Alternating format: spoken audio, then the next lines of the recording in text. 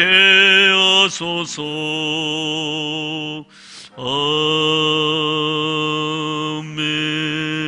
아멘.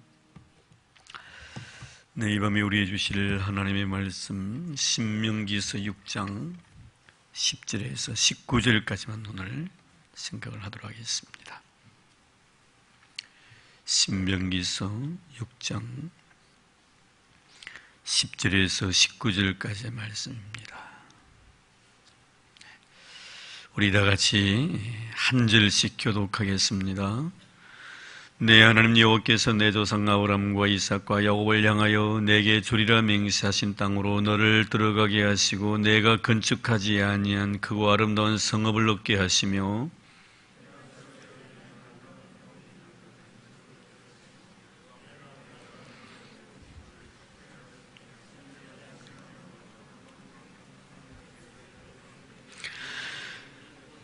너는 조심하여 너를 애굽 땅 종되었던 집에서 인도하여 내신 여호와를 잊지 말고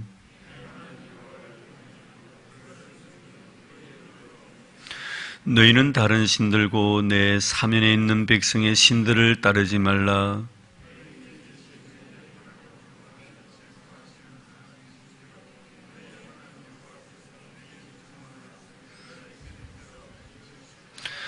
너희가 마사에서 시험한 것 같이 너희의 하나님 여호와를 시험하지 말고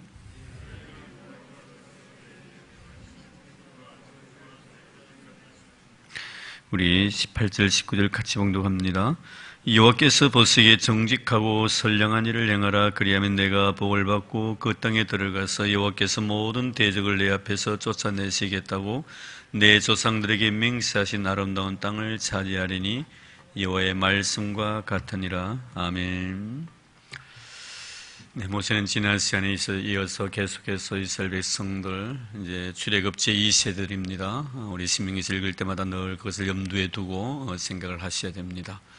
제2세대들에게 지난 시간에도 하나님의 축복이라는 말씀을 해주셨고 오늘도 여전히 계속해서 하나님께서 그에게 내리실 아름다운 축복들을 하나하나 열거를 합니다.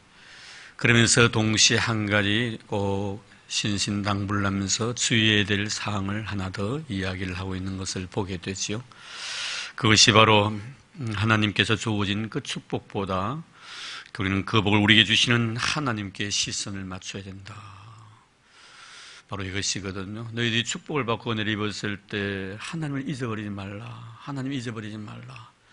하나님 잊어버리지 말라는 것은 하나님께 복을 주셨을 때 그 복에 너무 심취한 나머지 그 복의 마음을 빼앗기고 그 복을 주신 하나님을 절대로 등한시 하지 말라는 그런 의미입니다.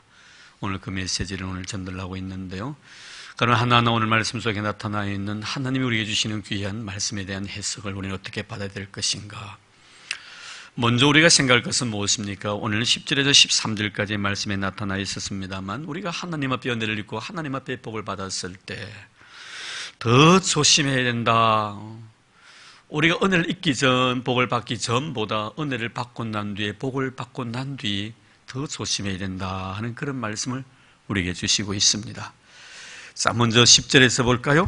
내 하나님 여호와께서 내 조상 아브라함과 이삭과 야곱을 향하여 내게 주리라 맹세하신 땅으로 너를 들어가게 하시고 내가 건축하지 아니한 크고 아름다운 성읍을 얻게 하시며 그들이 가나안 땅에 들어가서 많은 땅들을 차지할 것인데 그들은 한 번도 벽돌 한 장 나르지 아니했지만 하나님께는 대적을 다 몰아내시고 그 성읍들을 다 차지하게 해주시겠다. 이렇게 약속의 말씀을 하십니다. 또 뿐만 아니라 11절 볼까요? 내가 채우지 아니한 아름다운 물건이 가득한 집을 얻게 하시며 내가 파지 아니한 우물을 차지하게 하시며 내가 심지 아니한 포도원과 감람나무를 차지하게 하사 내게 배불리 먹게 하실 때에 참 그들은 수고하지 아니하고 애쓰지도 아니했지만 하나님께는 그들을 위해서 모든 걸 다 준비해 주셨다. 그냥 가나안 땅에 너희 맨손만 가지고 가면 된다는 가면 하나님께 모든 걸 다 준비해 주셨다. 그 할 집도 준비해 주셨고 파지 아니해도 물이 철철 넘치도록 우물도 다 준비해 주셨다.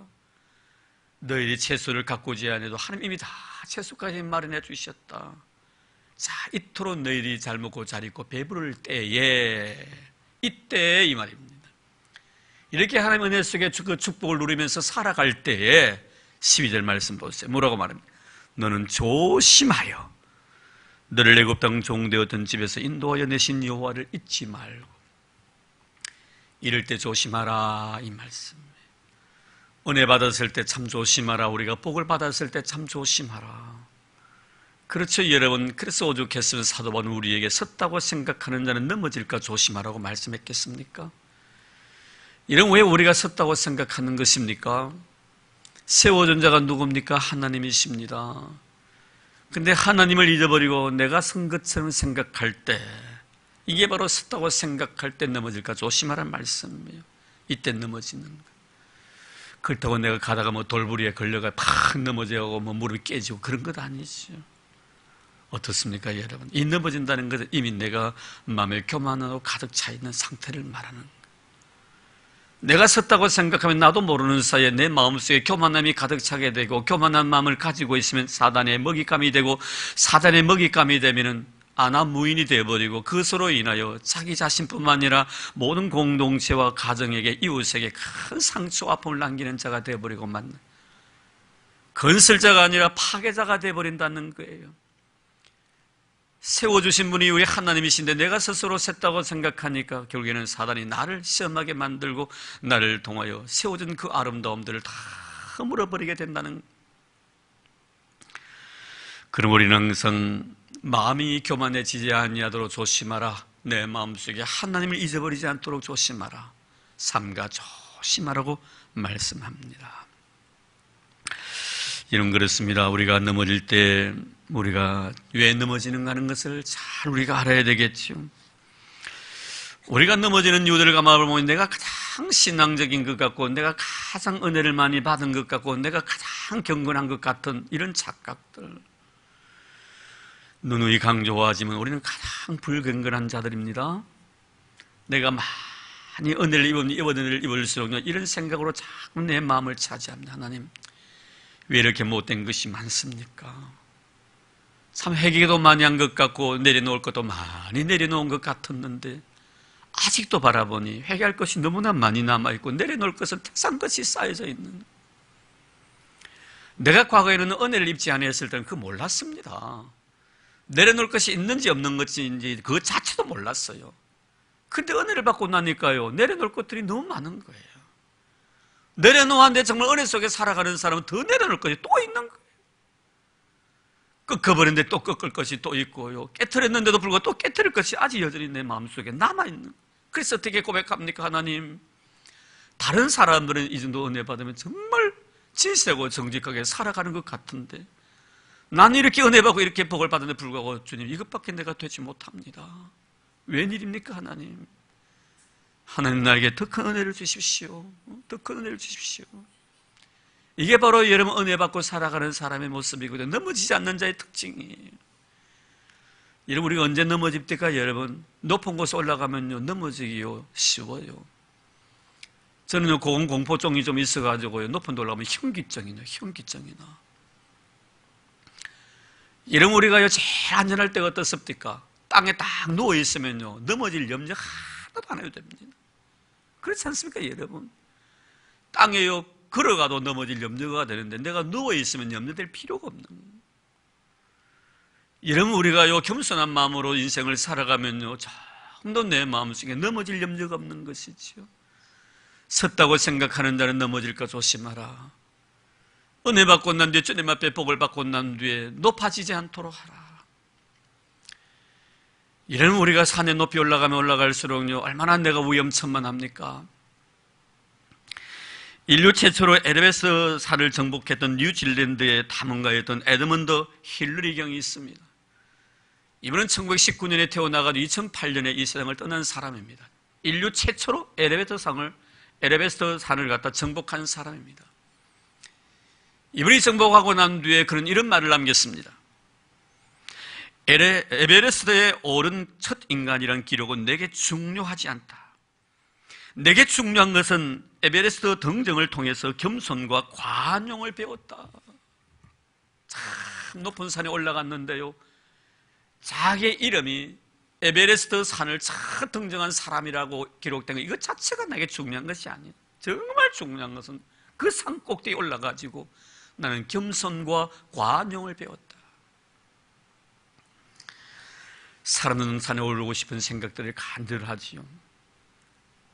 그러나 여러분, 산 정상에 오르기까지 얼마나 험악합니까? 얼마 전에 우리 바울 선교에서 이 문수산요, 거기 제가 정상에 올라가 보지도 못했습니다.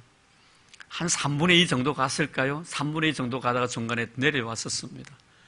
그 정도 가는데도요, 그렇게 높지 않은 산인데도요, 저에게는 상당히 힘듭니다. 땀도 많이 흘렸고요. 그래서 그 위에는 높은 산꼭에는 아주 골짜기 위험하다고 그럽니다. 아주 험산 줄령이 있다고 그래요. 그래서 도로 내려왔는데, 이런 이 작은 산도 올라가기 얼마나 힘이 드는데 높은 산일수록 오죽하겠습니까? 그 올라가는 과정은요, 참 험난합니다. 힘들고 어렵습니다. 근데 여러분, 가만히 보면 등산가들 보면요, 산을 최정상에 정복하고 나는데, 물론 우리 문수산, 낮은 산들이야. 거기 가가지고 시도 쓰기도 하고, 노래도 부르기도 하고요. 거기 텐트를 치놓고, 캠프를 쳐놓고요. 1박 2일 잠을 자기도 합니다. 근데 에베레스트 산 같은데 아주 높은 꼭대기 올라가면요, 오래 있지 않습니다, 여러분. 등산가들이 거기에 여러분 캠프 치놓고 하루 자는 사람 봤습니까, 여러분? 빨리 내려옵니다. 그저 태극기 한번 쫙 펴고요, 대한민국 만세 하고요, 그 장패해가 바로 내려와야 돼요. 타임 놓치면 안 됩니다. 시간 놓치면 안 됩니다. 왜요? 거기 오래 머물면 어떡한데 아는 것 때문에 죽는 줄 알고 있기 때문에. 높은 데 올라가는 사람은 높은 데 오래 머물지 않습니다. 빨리 내려옵니다. 그런데 더 중요한 것은 내려올 때가 올라갈 때보다 더 힘들다는 사실.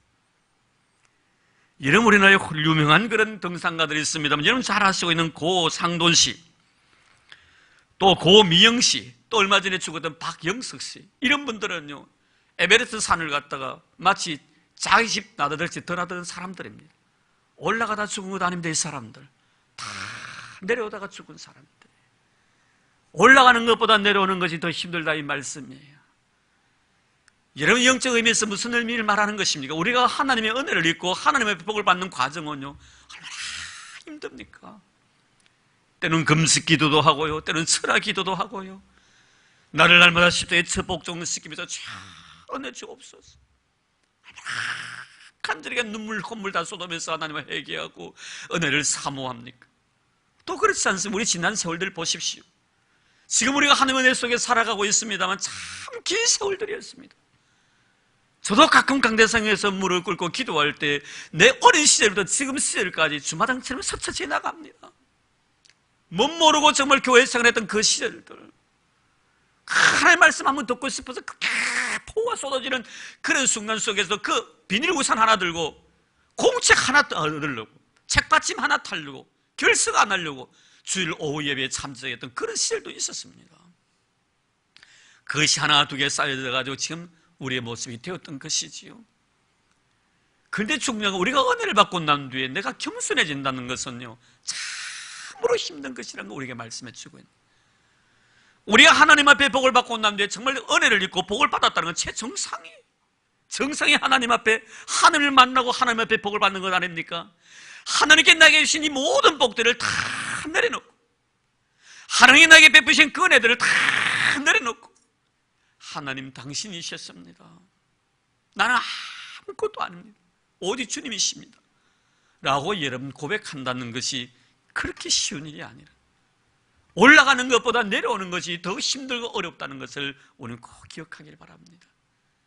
아니에요, 하나님이에요, 하나님이에요 하면서도 나도 모르는 사이 내 마음속에 내 자신의 의, 내 자신의 자랑, 내가 이 은혜를 잊기 위해서 얼마나 수고했던가, 얼마나 애썼던가, 얼마나 헌신했던가, 이런 내 자아들이 내 마음속에 꿈틀거리고 있다는 것을 이런 경험하게 될 것입니다. 아닙니다, 하나님이 은혜이지요라고 말하면서도 언젠중에 내 마음이 그 속에 포함되어 있다는 것을 경험하게 될 겁니다. 나를 내려놓는다는 것이 얼마나 힘들고 어려운 일입니다. 내가 은혜 받기 이전보다 은혜를 받고 난 뒤에 내 삶이 더 힘들다는 것을 우리에게 말씀해 주는 거예요. 차라리 은혜 받지 아니할 때는 어땠습니까? 여러분 참 겸손했습니다. 아무것도 모르는 철부지와 같은 그런 모습으로 가르쳐 주신 대로 그대로 순종했습니다. 그러다가 나도 은혜 받고 난 뒤에 어떻습니까? 누구에게도 가르침을 받으려고 하지 않습니다. 내가 어렸을 때 아무것도 몰랐을 때는 이 사람을 봐도 은혜고 저 사람을 봐도 은혜입니다. 모든 것들이 나보다 더 잘하는 것 같고, 모든 사람들이 나보다 더 깨끗한 것 같고, 모든 사람들이 나보다 더 순결한 것 같이 느껴졌습니다. 그런데 내가 은혜 조금 받고 나니까 어떻습니까 여러분? 모든 사람이 내 눈 아래 보입니다. 어떻습니까 여러분? 차라리 그럴 바에 아무것도 모르는 백지 상태 속에서 모든 사람들이 나보다 더 위로 보이고, 모든 사람들이 나보다 더 경건하게 보이고, 다른 사람이 나보다 더 거룩한 삶을 살고 있구나 하는 그런 생각을 가지는 것이 더 아름답지 않나? 그래서 우리가 은혜 있고 난 뒤에요, 하나님 앞에 복을 받고 난 뒤에요, 내가 겸손해진다는 것이 그만한 힘이 드는. 그래서 은혜 받기 이전보다 은혜 받고 난 뒤에는 몇 곱절로 나를 십자가에 또 처복종시키고 또 복종시키고. 여러분 사도 바울 보십시오. 나는 날마다 죽노라, 날마다 죽노라. 왜 날마다 죽어야 합니까 여러분? 그만큼 은혜를 받았기 때문에. 그 은혜를 받고 내가 낮아지기까지는 매일매일마다 나를 십자가에 처복종시키지 않으면 안 되기 때문에. 그래서 말씀하고 있는 것입니다. 오늘 말씀에 뭐라고 말합니까? 너는 조심하여 너를 애굽 땅 종되었던 집에서 인도하여 내신, 너를 애굽 땅 종되었던 집, 네가 종처럼 살아갔던 그 시절 잊지 말라. 종처럼 살아갔던 그 시절 잊지 말라. 남들이 시키면 시키는 대로 하고, 굶으려면 굶어야 되고, 어떤 말을 할 때 그 말에 대해서 순종했던 그 종되었던 시절, 뭐라고 말씀합니까? 종되었던 집에서 인도하여 내신 여호와를 잊지 말라. 네가 종처럼 있을 때 너를 인도했다. 너의 본래의 모습을 잃지 말라는 거예요. 우리는 가끔 은혜 받고 난 뒤에는 나의 본래의 모습을 다 잃어버립니다. 내 과거의 모습을 다 잊어버리고 대단한 존재의 그는 생각한. 아니 됩니다 여러분. 너를 애굽 땅 종되었던 집에서 인도해냈던 여호와를 잊지 말라. 나는 원래 그런 신분의 사람이었는데, 노예였는데, 종이었는데 하나님 나를 구원해 주신 그 은혜를 잊지 말라. 그래서 바울은 로마서 11장 20절 이렇게 말씀합니다. 높은 마음을 품지 말고 도리어 두려워하라. 도리어 두려워하라. 우리는 높은 마음을 품어서는 안 됩니다. 도리어 두려워하라고 합니다. 여러분 그렇습니다. 많이 맡긴 자에게는 많이 요구할 것이요, 우리가 하나님 앞에 갔을 때 하나님 나에게 맡겨주신 것만큼 나에게 요구하실 때 내가 그 요구에 대해서 보여드릴 것이 있도록 우리는 항상 두렵고 떨리는 마음으로 승상하는 이런 사람이 되라. 오늘 이것이 바로 첫 번째 모세를 통해서 하나님께 우리에게 주신 귀한 영적 교훈의 말씀입니다. 잊지 마시기를 바랍니다. 올라가는 것보다 정상에 오르고 난 뒤에 내려와서 겸손해지는 것은 얼마나 어려운 과정을 겪어야 되는가 하는 것을 우리에게 말씀해 줍니다. 그 다음에 두 번째는 뭡니까? 하나님 모세를 통하여서 이스라엘 백성들에게 여전히 질투하시는 하나님이심을 계시해 주시고 계십니다. 14절 15절입니다. 너희는 다른 신들 곧 내 사면에 있는 백성의 신들을 따르지 말라. 너희 중에 계신 너희의 하나님 여호와는 질투하시는 하나님이신즉 너희 하나님 여호와께서 내게 진노하사 너를 지면에서 멸절시킬까 두려워하노라. 하나님은 하나님 당신 자신을 질투하시는 하나님으로 이렇게 표현을 하고 있습니다. 근데 여러분 우리가 성경을 보면 이 질투하신다는 이 용어를 쓸 때는 꼭 우상 숭배와 관련이 되어 있습니다. 다른 것에 질투를 하는 것이 아니고 하나님의 백성이 우상 숭배를 할 때마다 질투에 대한 말씀을 합니다. 출애굽기 20장 5절, 신명기서 29장 20절, 여호수아서 24장 19절 말씀, 모든 것이 우상 숭배와 관련이 있습니다. 우상 숭배하는 일에 대해서 하나님은 도저히 두 눈 뜨고 못 보신다는 질투심이 유발해가지고 견딜 수가 없다는.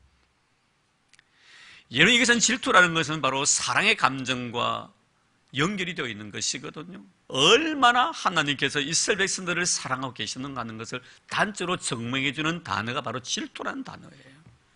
정말 사랑했습니다. 얼마만큼 사랑했습니까 여러분? 예수를 십자가에서 못 박아 죽기까지 하시면서까지 사랑해 주셨습니다. 여러분 예수님을 십자가에 못 박아 우리를 위해서 죽기까지 우리를 사랑해 주셨는데 이스라엘 백성들을 그토록 사랑해 주신 하나님이신데 여러분 하나님께 이스라엘 백성들을 애굽의 종되었던 그들을 이끄셔서 광야의 삶을 통하여 가나안에 인도해 주시고 그렇게 많은 복을 주십니다. 왜 이렇게 하나님께 이들에게 복을 주실 수밖에 없었을까요? 사랑했기 때문에 그런 거예요.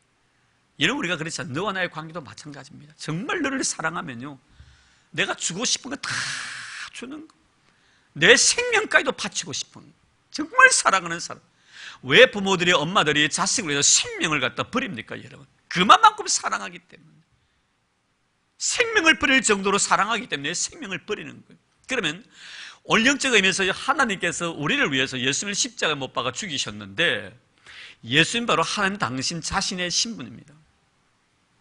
그러면 예수님을 갖다 죽이셨다는 것은 하나님께서 나를 사랑하기 위해서는 버리지 못할 것이 하나도 없다는 거예요. 모든 것을 희생하면서까지도 너를 사랑해 줄 수 있다는 그런 의향이 그 속에 있는 것 아닙니까, 여러분? 내가 너에게 100만 원짜리 선물을 한다면 100만 원 이하는 어떤 것을 나에게 요구할지라도 나는 들어줄 의향이 있습니다랍니다. 만약 1억을 갖다가 너에게 정말 이렇게 선물로 준다면 1억 이하는 얼마 줄 수 있다는 거예요. 하나님이 예수님을 우리를 위해서 보내주셨다는 것은 어떤 것이라도 내가 주겠다는, 그만큼 우리 어떻게 했다는 거예요? 사랑했다는 거예요. 근데 여러분, 이 사랑을 만약에 배반하고 하나님을 섬겨야 될 자들이 하나님을 섬기지 않고 우상 숭배할 때는 하나님은 질투를 느낀다는 거예요. 이미 질투성을 느끼면 어떻습니까, 여러분? 물불 안 가립니다. 요새 우리 새벽 기도 시간에 우리가 오늘로서 열랑기하 다 마무리를 지었습니다만, 이런 거기 보면요, 하나님의 백성 이 유다를 갖다가 바벨론에 철저하게 짓밟히게 만듭니다. 그토록 다윗이 말하면 하나님 성전 짓고 싶어서, 하나님 나 주님의 성전 짓고 싶습니다. 내 살아생전 한가지 소원이 있다면 주의 전에서 여호와 하나님을 앙망하는 것이, 이 소원 들어주십시오.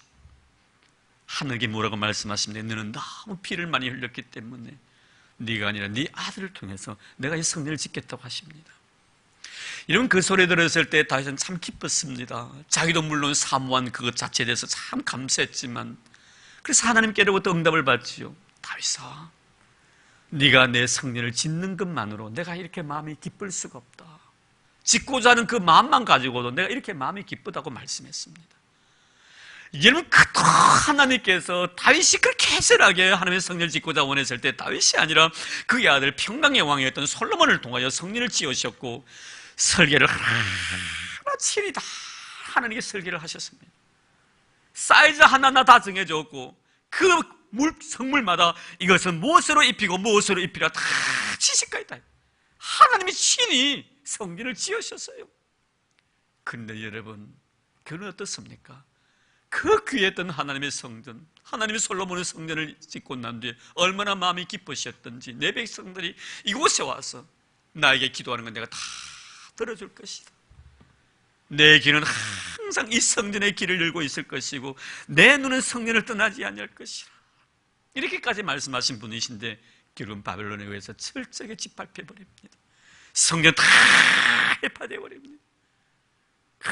금그릇들, 아름다운 하나님의 성물들 다 가져가 버렸습니다. 심지어 인적 자원들까지 다 데려가 버렸습니다. 왜 하나님께 이렇게 하셨을까요, 여러분? 질투심 때문에 그런 거예요. 질투심 때문에 그런 거예요. 내가 너희를 그토록 사랑했건만 너희들이 내가 너희를 사랑한 것만큼 사랑하지 못하고 오히려 내가 섬기지 말라고 했던 우상을 섬겼기 때문에 하나님이 질투하신 거예요. 질투하신 거예요. 그래서 주신 거 어떡합니까? 다 뺏어버려. 다 뺏어버려. 하나님이 질투하시면요, 주신 모든 것들을 다 가져가 버리십니다. 내가 하나님보다 하나님에 있어야 될 그 자리에 하나님을 모시지 아니하고 다른 어떤 것을 두었을 때, 그럴 때 사도 바울은 뭐라고 말합니까? 우상 숭배에 대해서 영적 의미로 해석을 하면서 탐심이 곧 우상 숭배다. 탐심이 뭡니까, 여러분? 더 가지려고 하는 욕망이. 물론 이것은 탐심 물질과 굉장히 긴밀한 관계를 가지고 있지요. 왜 예수님께서 마태복음 6장 24절 말씀에서 한 사람이 두 주인을 섬길 수 없다. 그러면서 재물과 하나님을 겸하여 섬길 수 없다고 말씀했습니다. 오늘 현대인 우리들을 두고 하는 말씀이겠죠. 물질의 노예가 되어 있는 우리들에게. 그런데 중요한 것은 뭡니까? 꼭 물질만이 아닙니다. 참 정말 하나님이 계셔야 될 그 자리에 하나님을 모시지 않냐고 하나님보다 더 사랑하는 것이 있을 때 탐심이 곧 우상숭배. 이 탐심은 더 가지려고 하는 욕심을 말하는 사실 그런 것 같아요. 우리는 내 자신에 대해서 너무 욕심이 많은 것 같고요, 내 남편에 대해서, 내 아내에 대해서, 내 자식에 대해서 너무 욕심이 많은 것 같은 생각들을 많이 가집니다. 그래서 하나님의 뜻에 맡기고, 하나님 나에게 짝져 주신 분이시면 알아서 해주실 것이라 믿고 하나님께 맡기고 감사하며 바라보면서 하나님의 인도와 지시를 받으면 될 것 같은데 내 욕심이 그 속에 개입이 되는 거예요. 그뿐만이 아니죠, 여러분. 하나님의 거룩한 백성은요, 생리적으로 하나님이 주신 것을 가지고만 살도록 만드셨습니다. 하나님이 주시지 않는 것 이상의 것을 만약에 우리가 탐한다면 그것이 바로 탐심입니다. 하나님이 주시지 않는 것을 왜 우리는 탐합니까? 왜 더 가지려고 합니까? 더 욕심내냐 이 말이에요. 결국 이스라엘이요, 가나안 땅에 들어가서 멸망하게 된 이유가 바로 이겁니다. 탐심 때문이에요. 탐심 때문에 그들은 우상을 숭배하게 되는 거예요. 가만히 보니까 이방인들의 풍습을 쫓지 말라고, 그들과 절대로 상종하지 말라고, 같이 멍에를 매지 말라고 그토록 신신당부를 했지만 그는 가나안 땅에 들어갔을 때 가나안 땅에 살고 있는 이방인들의 삶의 모습을 바라볼 때 욕심이 생긴 거예요. 자기보다 더 잘 사는 것 같습니다. 더 잘 먹고 잘 입고요, 더 잘 사는 것 같아요. 왜 그런지 가만히 보니까요, 우리는 하나님만 섬기고 하나님께 늘 하시는 말씀이 내가 주는 것을 통해서 만족하며 살아가라. 그래야 하면 내가 너 입을 것 먹을 것 마실 걸 다 주실 것이다. 물론 부족함은 없지요. 근데 조금 더 가졌으면 하는 생각을, 부족함은 없는데 더 가지고 싶은 욕망들, 그래서 가만히 견눈질을 하니까 이방인들이 살아가는 삶이 굉장히 매력적인 거예요. 우상을 숭배하는데요, 근데 우상을 숭배하는 우상한테 가가지고 이것 주십시오, 저것 주십시오. 내가 아무리 죄를 지어도 그 우상이 뭐 말이나 한단합니까? 입 꼭 닫고 눈 끄덕끄덕거리면서요, 금송아지 신앙으로 살아가는 거예요. 얼마나 매력적인지. 나쁜 짓을 해도 나쁜 짓 한다고 말하지도 않지. 뭐 잘못된 길로 가도 왜 그렇게 걸어가냐고 채찍질 하지 않지. 내가 하고 싶은 대로 다 하는데도 불구하고 잘 입고 잘 먹고 잘 사는 거, 여러분 어떻습니까? 우리 신앙인들이요, 하나님을 떠나고 내 멋대로 하는데, 내 멋대로 사는데 잘 될 때 여러분 어떻습니까? 뭐 교회 나가 새벽마다 나가서 기도할 필요가 뭐 있냐, 뭐 이렇게 안 나가도 잘 되는데 내가 시간마다 예배 참여해서 예배 드릴 필요가 뭐 있냐, 이런 여러분 우리 욕을 안 받습니까? 바로 이스라엘이 그런 욕받은 결국에는 뭡니까? 하나님이 주신 것보다 더 가지려고 하는 그 욕망 자체가 탐심이 되었고, 그 탐심으로 인하여 이방인들이 섬기고 있는 우상을 숭배하게 됩니다. 물론 여러분, 우리는요, 하나님이 주신 것을 통하여 늘 만족하며 사는 우리가 되기를 바랍니다. 물론 우리가 믿음 생활 더 잘하고 싶으니 거룩한 욕망들은 하나님이 귀하게 보시죠. 하나님 더 은혜 있고 싶어요, 주의 사랑을 더 많이 받고 싶어요, 이런 거룩한 욕망들은 얼마나 하나님 귀하게 보시겠어요. 그러나 세상적인 욕망들, 수한 욕망들, 잠깐 있다가 없어질 이런 욕망들에 대해서 우리 욕심을 가진다는 것은 결과론적으로 보면 그의 마음속에 물질이 우상이 되어 있다는 거예요. 물질이 바로 하나님이 되어 있다는 내 마음에. 그럴 때 하나님께 질투하신다는 걸 꼭 기억하시길 바랍니다. 우리 믿음으로 사는 성도들 꼭 기억해야 될 것은 하나님이 주신 것 외에 절대 욕심내지 마십시오. 현실에 만족하라 이 말이에요. 그리하면 하나님께서요, 더 필요하시면요 더 주십니다. 하나님이 주셔야만이 그것이 나에게 복이지, 내가 노력하고 내가 애써서 내가 긁어 먹으려고 한 것은 언젠가는 그 모든 것들이 다 수포로 돌아갑니다. 잊지 마시기 바랍니다. 그래서 솔로몬은 뭐라고 말합니까? 헛되고 헛되며 헛되고 헛되니 모든 것이 헛되다. 많이 가져본 사람의 고백 아닙니까? 결국 여러분, 전도서의 결론은 뭡니까? 그러므로 모든 것을 다 들었으니 여호와 하나님을 경외하라. 하나님을 경외하라. 이런 우리 하나님만 경외하는 여러분 되기를 바랍니다. 하나님만이 내 자신의 삶 속에 하나님이 계시될 그 자리에 어떤 것도 차지해서는 안 됩니다. 모든 것 다 내려놓아야 합니다. 그래서 우리 주님께서 하신 말씀 속에서 어리석은 부자의 모습 보십시오. 어리석은 부자에서 뭐라고 말씀합니까? 내 영혼아 먹고 마시며 즐기자. 그의 안중에는 하나님이 없었습니다. 그의 마음에는 하나님이 없었습니다. 바로 물질이 하나님이었습니다. 이 어리석은 부자야. 우리 부자 청년을 보십시오. 분명히 주님은 그 청년에게 많은 재산을 팔아서 가난한 자들에게 주고 나를 쫓아라고 했습니다. 여러분, 주님께 청년에게 원하셨던 것이 무엇입니까? 네 자신의 삶의 주인을 바꾸라는 것. 네 삶의 주인을 바꾸라는 것.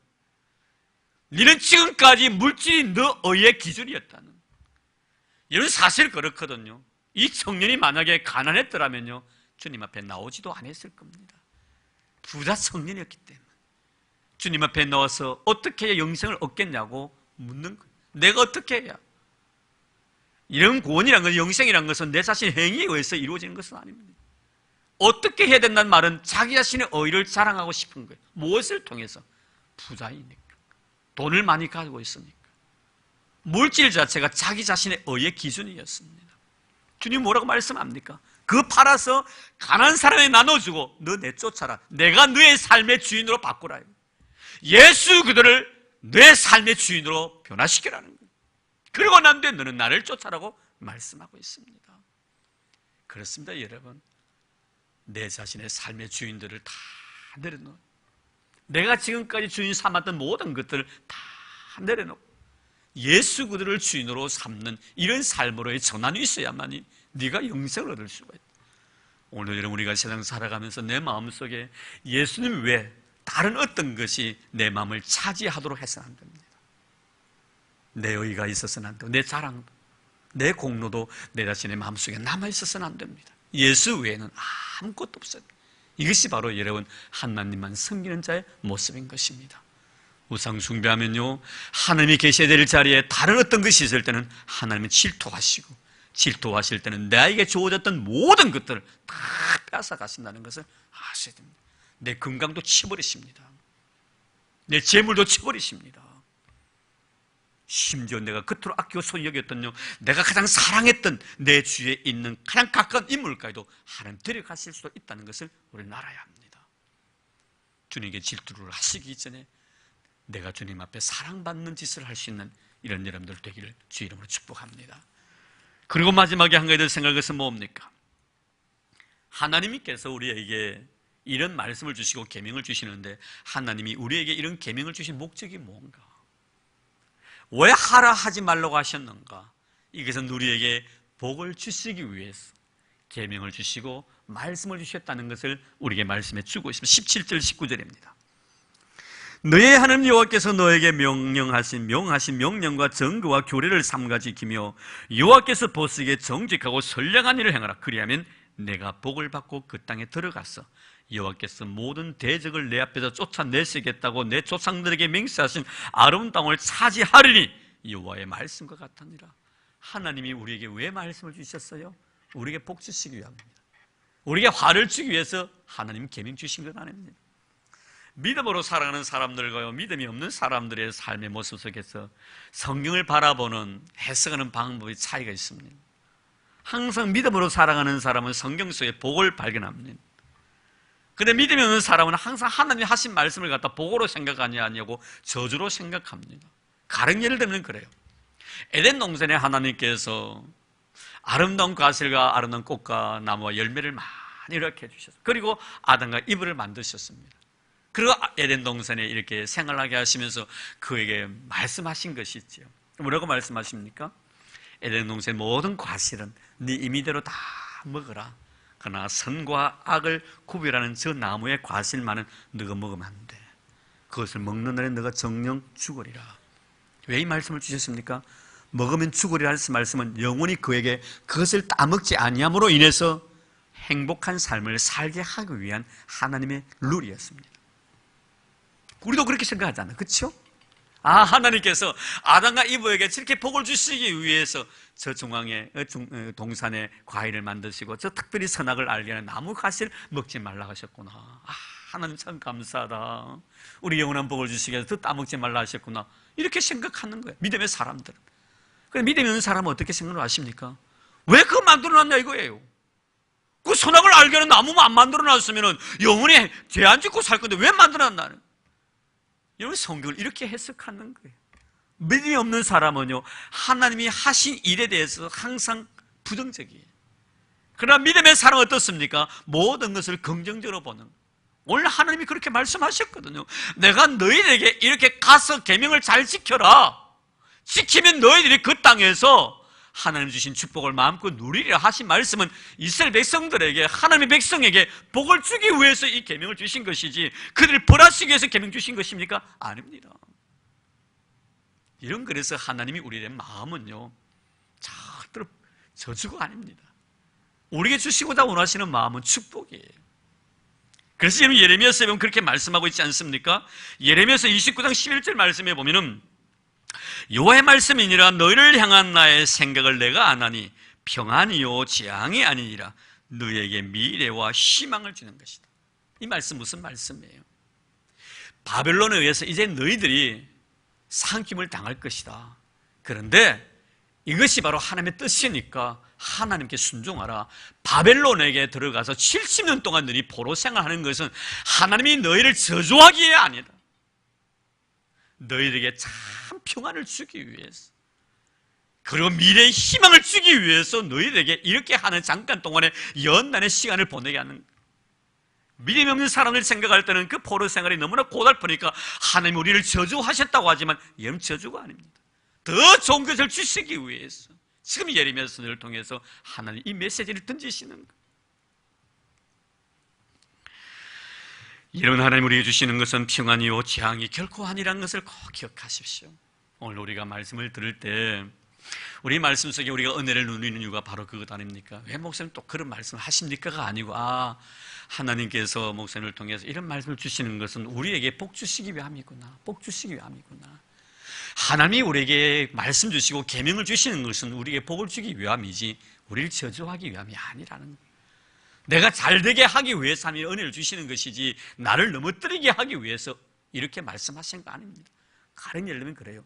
우리가 차를 몰고 가면 신호등이 있습니다. 신호등이 있는데 신호등 빨간불, 파란불, 노란불이 있습니다. 왜 신호체제를 만들어 놨습니까? 가라 가지 말라고 왜 해놨습니까? 나의 생명을 지켜주기 위함입니다. 그렇지 않습니까? 그게 근본적인 목적입니다. 그런데 빼드람하게 생각하는 사람 뭐라고 합니까? 저 신호등 만들어 놓고 매일 벌금이란 말이고 말이에요. 이렇게 이야기하는 거예요. 이런 신호를 위반하는 사람에게 벌금을 받기 위해서 신호등을 만든 취지입니까? 아닙니다. 그 취지는 뭐예요? 우리의 생명을 지켜주기 위함이에요. 생명을 지켜주기 위해서 신호등을 만드는, 법을 만들어 놓은 거예요. 하나님께 우리 성경 말씀 하라 하지 말라는 말씀은 우리에게 복을 주시기 위함이지 절대 우리에게 화를 내리시기 위함이 아니라는 거예요. 우리는 이 사실을 오늘 말씀을 통하여 깨닫고 늘 하나님의 말씀을 대할 때마다, 우리가 말씀을 읽을 때도, 말씀을 들을 때도, 말씀을 묵상할 때도 하나님께서 나에게 복을 주시기 위해서 이렇게 말씀하시구나. 이것이 바로 신앙인의 아름다운 신앙의 고백이. 오늘 하나님도 그렇게 말씀하셨습니까? 들어가서 하나님 잘 섬기라. 우상 숭배하지 말라. 왜? 그곳에 너희들에게 내가 복을 주기 위해서, 내 복받는 인생 되게 하기 위해서 내가 이 말씀을 한다. 이렇게 말씀하고 있는. 오늘 사는 성도 여러분, 우리는 항상 이런 축복 주시기 위해서 하나님 말씀 주셨음을 꼭 염두에 두시고 항상 말씀을 댈 때마다 하나님께 감사하고, 또 우리가 하나님 외에 다른 것을 사랑할 때는 너무 질투하신 하나님이시기 때문에 결국 질투는 내가 가지고 있는, 나에게 주셨던 모든 것들 하나님 다 빼앗아 가신다는 것도 잊어버려서는 안 됩니다. 그리고 뿐만 아니라 우리가 복받고 은혜 받기 이전보다 복을 받고 은혜 있고 난 뒤에 우리가 더 조심해야 된다는 거. 항상 우리가 겸손한 마음으로 그 복이 영원한 나의 복이 되고 그 은혜가 영원한 하나님 주신 나의 은혜가 되기 위해서 더 정성에서 내려오는 사람들이 더 힘이 들듯이 내가 나아지기까지 참 힘들고 어렵지만 이 과정을 잘 견뎌서 더 큰 은혜 있고 더 큰 복 받는 그런 성도 여러분들이 되기를 주의 이름으로 축복합니다. 하나님 감사합니다. 오늘 하나님께 우리에게 이렇게 주신 귀한 말씀 앞에 우리를 세워주시고 또 말씀을 들으면서 우리가 어떻게 내 자신의 신앙생활을 영위해 나가야 될 것인가 하는 것을 발견하게 도와주신 것 너무 감사합니다. 하나님께 이스라엘 백성들을 위해서 많은 것들을 가나안 땅에 다 마련해 두셨습니다. 잘 먹고 잘 입고 잘 살 때 삼가 조심하라고, 하나님 잊어버리지 않도록 하라고 말씀하셨습니다. 주님, 우리 넘어지지 않도록 도와주시기를 원합니다. 이미 받은 아름다운 은혜를 땅에 쏟아붓지 않도록 도와주시기를 원합니다. 정말 은혜 받기 위해서 수고했던 그 수고로움보다 은혜 받고 난 뒤에 그 은혜를 지킨다는 것이 더 힘들고 어렵다는 거 우리에게 말씀해 주셨습니다. 날마다 나를 주님의 십자가에서 복종시키고 오늘도 끝까지 나를 낮춤으로 인해서 하나님의 은혜가 은혜되어서 내 마음속에 거의 간직되어질 수 있도록 도와주시기를 원합니다. 혹시나 하나님, 우리가 하나님보다 더 사랑하는 것은 없었습니까? 주님, 하나님이 계셔야 될 자리에 다른 어떤 것을 올려놓은 적은 없었습니까? 주님, 정말 내 자신의 삶 속에 주인 되려고 했던 모든 것들을 다 밑에 내려놓도록 도와주시기를 원합니다. 오 예수님만이 내 삶의 주인임을 고백하는 이 귀한 시간 되도록 도와주옵소서. 또 하나님, 우리에게 말씀 주셨으면 우리에게 큰 복을 주시기 위해서 말씀 주셨다는 것 우리 오늘도 배웠습니다. 나에게 화를 내리기 위해서, 나를 저주하시기 위해서 하라 하지 말라고 하신 것이 아니라 나에게 행복과 평안과 기쁨과 즐거움과 참 복을 주시기 위해서 하나님이 계명 주셨다는 것을 꼭 기억하여 우리가 말씀을 읽을 때나 말씀을 들을 때나 말씀을 묵상할 때 항상 하나님의 축복을 기대하는 저희들 되도록 도와주옵소서. 고맙습니다. 주님, 감사합니다. 우리에게 말씀 주신 예수님 이름으로 기도드립니다. 아멘. 네, 교회 소식 알려드립니다. 내일 모레 우리 금요일 날 오후 8시 30분에 에덴 동산의 엘리야 우리 중보 기도원 모임이 있습니다. 많이 기도해 주시고 또 많이 참여해서 기도를 통해 은혜 받는 귀한 시간 되기를 바랍니다. 그리고 후반기 봉사다 신청 지난 중간에 말씀을 드렸습니다. 몇 분이 신청해 주셨습니다만 더 있으면 말씀해 주시면 고맙겠습니다. 그리고 내일 우리가 9시에 교회에서 우리 이성자 권사님 병문안에 가려고 합니다. 거리는 멉니다. 아마 오고 가는 시간 10시간 조금 넘게 아마 투자되어야 되지 않겠나 하는데 차는 2대를 준비해 놓았습니다. 네, 우리 김의동 기사님께 또 하루 수고해 주시겠다 해서 편한 우리 신형 스타렉터 사고 우리 6275 차하고 2대를 지금 준비해 두었습니다. 하고 내가 가면 또 가야 될 사람 못 가는 거 아닙니까, 목사님? 이런 말, 그거보다는 2대가 돼 있으니까 여러분 마음 놓으시고 놀아오셔서 같이 참여해 주시고, 이제 뭐 항암치료 다 받았고, 의사로 진료도 다 끝났고요. 이제 할 수 있는 일은 다 했고, 지금 요양원에서 지금 요양을 하고 있다고 합니다. 예, 오늘 또 이렇게 제가 전화를 또 주고받았는데, 그래도 권사님이 그렇게 오지 말라 하시더니, 이제 가겠다고 이렇게 말씀을 드렸더니, 언제 오냐고 기다리고 있다고 그래요. 기다리고 있다는데 보고 싶고요. 언제 또 글쎄요, 건강 회복시켜 주셔서 교회에서 다시 만날 수 있으면 참 좋겠지만 만약에 우리가 만나지 못하면 아마 내일 가가지고 보는 것이 또 마지막이 될 수 있으니까요. 그래서 여러분 정말 마음속에 기도하는 마음으로 많은 성도들 참여해서 위로를 나눌 수 있는 그런 귀한 시간이 되었으면 합니다. 오전 9시에 교회에서 출발하도록 하겠습니다. 예, 우리 찬송가